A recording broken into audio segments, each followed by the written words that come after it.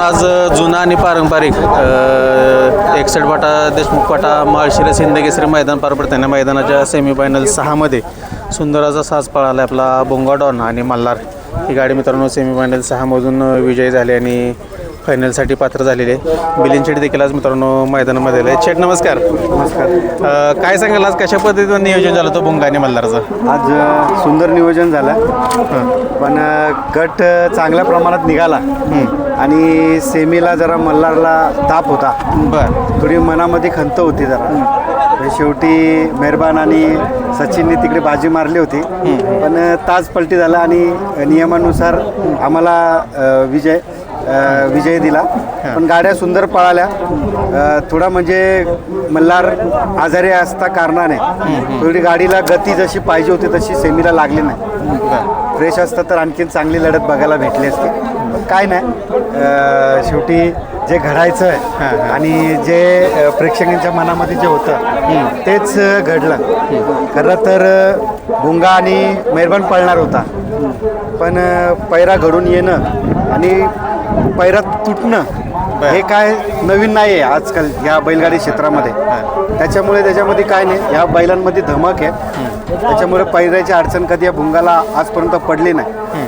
त्याच्यामुळं एक पैरा कॅन्सल झाला म्हणून भुंगा थांबेल असं नाही आहे. पुढच्या मैदानात आणि ह्याच मैदानामध्ये सिद्ध करून त्यांनी दाखवलं तीच गोष्ट परत. शेट आता गेल्या वर्षी पण या मैदानाचा गुलालाचा मानकरी भुंगा आहे. आता सलग दुसरं वर्ष म्हणायला लागेल त्याचा पुन्हा एकदा गुलाल मिळवून दिला आहे. काय आनंद आहे?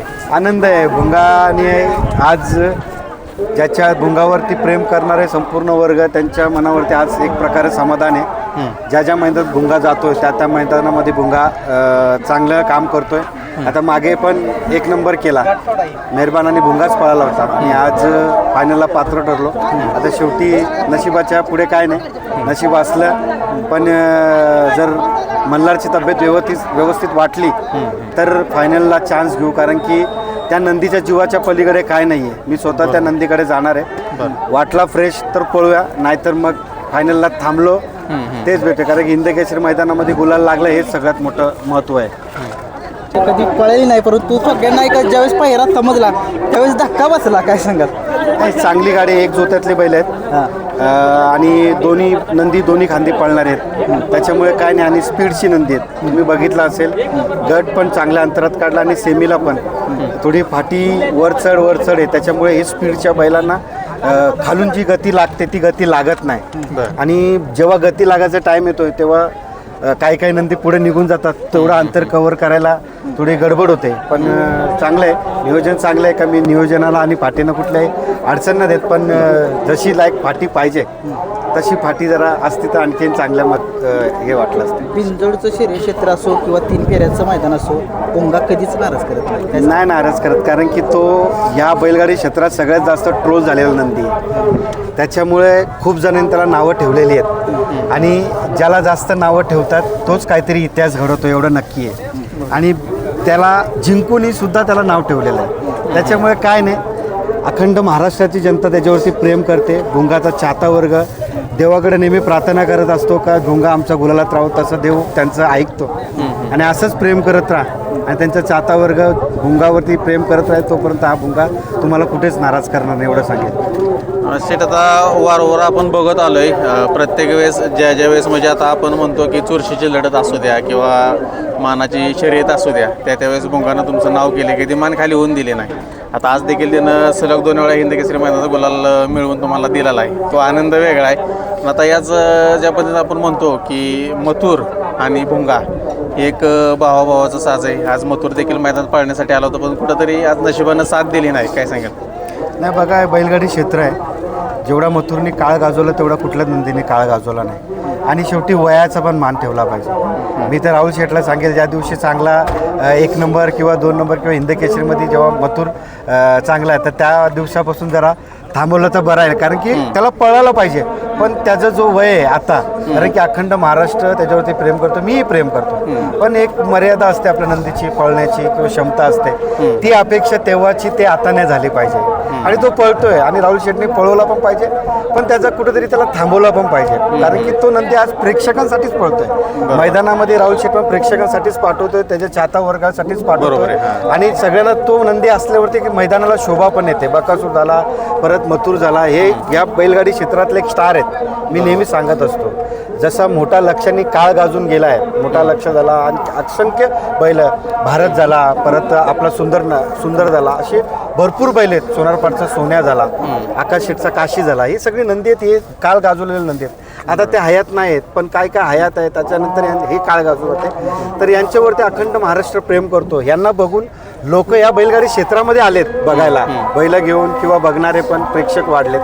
त्या नंदींची त्यांनी सांभाळ पण चांगल्या प्रकारे म्हणजे मैदान सांभाळून केलं पाहिजे प्रत्येक मालकाने. शेट बघायला गेलं तर आता ज्या पद्धतीने तुम्ही म्हटलं की आता आपण बघतोय भुंगा तुमचं नाव करतोय, पण आता ज्या पद्धतीने आपण म्हटलं की तुम्ही या क्षेत्रामध्ये जे मैत्रीचे संबंध ठेवलेत किंवा आता जे आता तुम्ही म्हटला की एक मालक ज्यावेळेस दुसऱ्या मालकाचं किंवा दुसऱ्या नंदींचं कौतुक करतो, त्याच कुठेतरी त्याच्या मनामध्ये ती आपुलकी असते. आणि आता तुम्ही ज्या पद्धतीने प्रत्येक बैलगाडी मालकाचं बैलांचं नाव घेऊन सांगितलं की जे नंदी पळाले त्यांनी काळ गाजवला तर गाजवलाय, कुठेतरी एक तुमचं वेगळे पण दिसून येतं. बैलगाडी क्षेत्रामध्ये जो बॉस आहे त्याला बॉसच बोलला जातो, जो बाप आहे त्याला बापच बोलला जातो. बघा, बैलगाडी क्षेत्र आहे, बैलगाडी क्षेत्रामध्ये कधीच घमेंडी नाही चालत.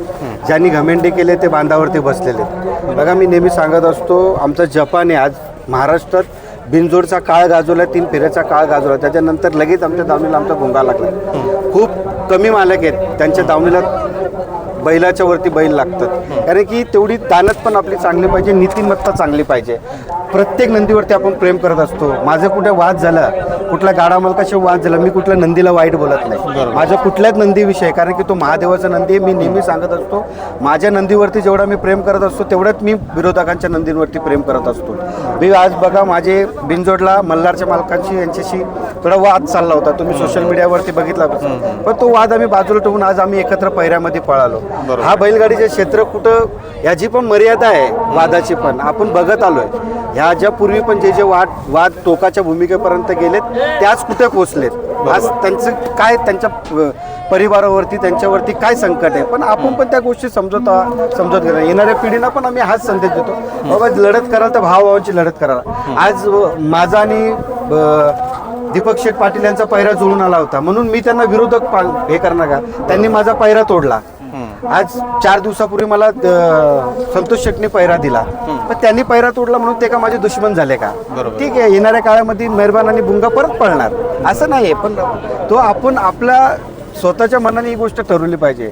बैलगाडी क्षेत्र हा बघायला गेलं तर खूप चांगला आहे आणि बघायला गेलं तर वाईट पण आहे, पण त्याच्या दृष्टिकोन आपला कुठला आहे तो आपण दाखवला पाहिजे, बस बाकी काय नाही. सचिन बद्दल काय सांगा? सचिन तर टॉपचा आहे आता सध्या 3 फेऱ्याचा, आणि नेहमी आमचं कॉन्टॅक्ट असतं. बल्ला डॉक्टर यांच्याशी पण आमचा कॉन्टॅक्ट असतो. बल्ला डॉक्टर आले, सचिनचे मालक झाले, सचिन आणि लक्षा, ही गाडी पण चांगली पळायची आणि ती पण आज मल्हार आणि आपला ही मेहरबान आणि ती गाडी पण छान पळाली, पण तो थोडा तासबाद झाला शेवटी नियमाच्या नुसार. शेट, आता बऱ्याच प्रेक्षकांची इच्छा आहे ज्या पद्धतीनं आपण बिनजोडलाच ती इच्छा पूर्ण होती, बकासूर आणि भुंगा पळावी, बऱ्याच जणांची इच्छा आहे. आता त्या दिवशी आपल्या घरच्या मोठ्या नंदीवर सरजाबरोबर पळाला बकासूर, त्याच्याबरोबर पळाला, तर आपल्याला भुंगा आणि बकासूर जोडी कधी पळताना दिसेल? मी समोरून मामांना फोन करेल आणि एक मैदानामध्ये माझी स्वतःची एक नाही आणि बरेचसे मैदान पळू, पण 100% बकासूरमध्ये पळणार, म्हणजे पळणार, लवकरात लवकर पळणार. तर ज्या पद्धतीने तुम्ही म्हटलं की आता मल्हारला तुम्ही भेटायला जाणार आहे, पुढील निर्णय पुढं घेतला जाईल किंवा पळायचं किंवा नाही, तर नक्कीच मित्रांनो बघू शकताय भुंगा आणि मल्हार ही गाडी आता मळशिरस हिंदकेसरी मैदानात गोलाची मार्केट झाली, पण मल्हारला थोडासा आजार आहे मित्रांनो, त्यामुळं पळेल किंवा नाही हे शेट आता जाऊन बघणार आहे, त्यानंतर ठरेल. पण गुलाल तर मिळाला आणि भुंगानं सलग 2 वर्ष या मैदानाचा गुलाचा मान दिला, हाचा आनंद आहे ते शेटने आता सांगितला. तर फायनलचं काय होती अपडेट आपण नक्की तुमच्यापर्यंत देऊया. शेट, तुम्हाला देखील पुढील वाटचालीसाठी खूप सारी शुभेच्छा. धन्यवाद.